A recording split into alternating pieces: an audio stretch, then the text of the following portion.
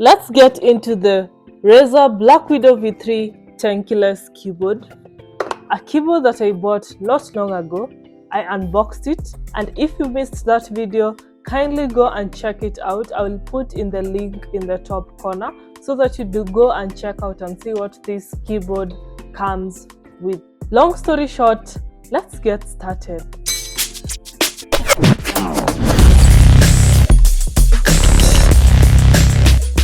For this video, I'm going to cover 6 things: the build quality, the performance, the lighting, the customizability, the key features, and finally the downsides. This video, I have separated sections talking about those specific things that I have said, the 6 key things. So first off, 10 keyless means there is no numpad. The keyboard is compact and it's great for saving desk space. That makes it an excellent choice for gamers or anyone who want a sleek, minimalistic setup. So if you like small stuff, then this keyboard is definitely for you.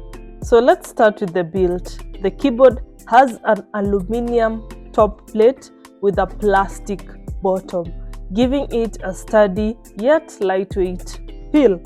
Speaking of lightweight, it weighs under 800 grams. It is also compact, measuring 360 millimeters in width and 155 millimeters in height and 41 millimeters in thickness.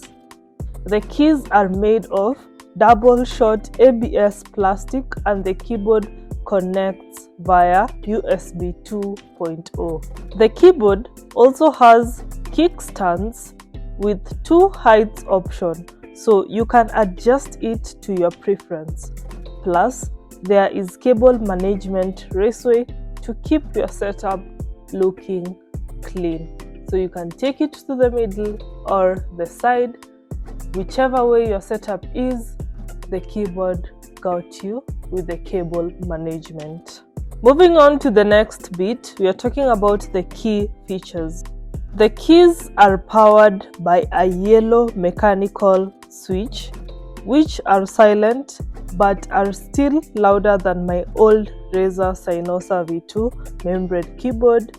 That keyboard didn't really have sound at all when you are typing. So if you missed that review, also go and check out that previous keyboard that I had. The keys are smooth and have a comfortable slope angle, making longer gaming sessions feel like a breeze. And here is the sound of the keys in action.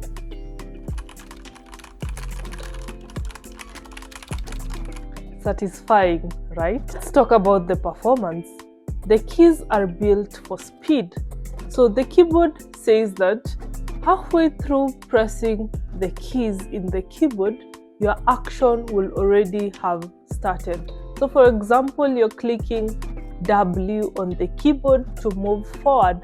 Well, before you even press the key down, the person will have already started moving. Crazy, right? So with this feature, people always say that being a gamer, your skills are what counts, not the equipment.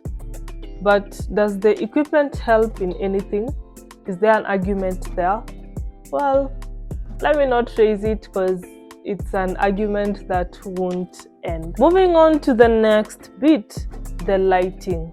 So one outstanding feature about this keyboard is the Razer Chroma RGB. So the RGB on these keyboards are, first of all, they are stunning, and the keyboard also supports over 150 games, and the lighting changes based on the in-game action. Cool, right?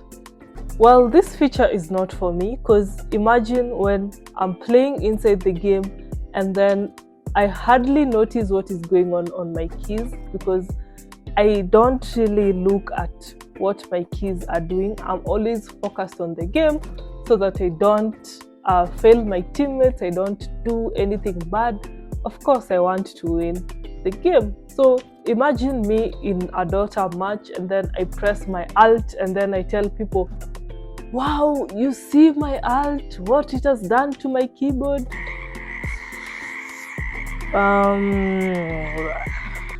It's not really something that somebody would want to hear inside a match. So yeah, this feature is not for me. Maybe it will wow you, but it's all in all, it's a cool feature. Finally, let's talk about the customizability. So you can assign every key to specific tasks or even set up macro combinations. And with the Hyper Shift feature, you can assign secondary functions to each key without swapping profiles. It's like a temporary profile swap on the go. I'll create a dedicated video to dive deeper into the Hyper Shift, so stay tuned. Let's talk about the downside. This keyboard is $100. Of course, if you go to Amazon, sometimes you're going to get discounts. But for this money, $100, the keys feel a little bit on the cheaper side. If you have sweaty fingers, you'll see that the keys are prone to smudging, so you wouldn't really like this keyboard. I don't have sweaty hands, but I just like to point it out to you guys who have sweaty hands. Luckily or not luckily, Razer sells their expensive keys at $30, which are premium and customizable.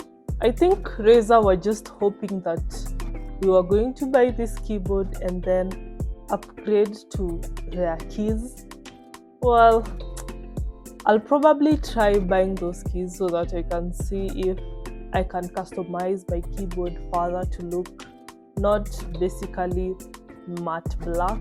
Maybe try out different colors that align with my brand. Although that's such a boomer, because if you're buying a keyboard at $100, then you expect to have the keys that are a bit high-end or are a bit good, so that you can't go and spend more money. But maybe it's a thing for Razer. They want us to go and spend more on their brand. Another thing that is annoying to me, although the keyboard is minimalistic, it doesn't have media keys. So when I talk about media keys, I mean, you know, the volume up, volume down. Like, having such features on the keyboard wouldn't hurt. That extra space, I don't think would have affected the keyboard being small. So that's such a bummer. Like, even a volume up and a volume down. Okay, I don't use those features on my keyboard, but coming from my Cynosa, I had them there, so I feel like getting to a keyboard that doesn't have is a little bit challenging.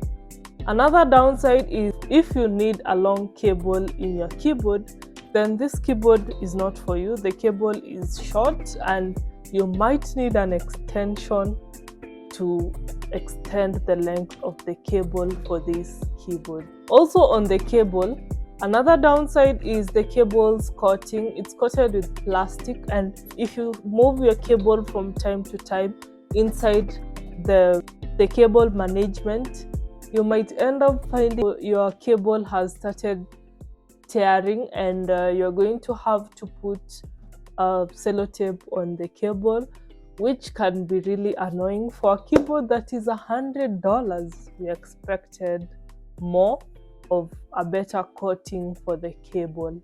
Another downside is the keyboard doesn't have a wrist rest. For $30 more, you can get another Black Widow keyboard that has a wrist rest, that has the media keys, and also has better keys. Was Razer really cutting costs on this keyboard?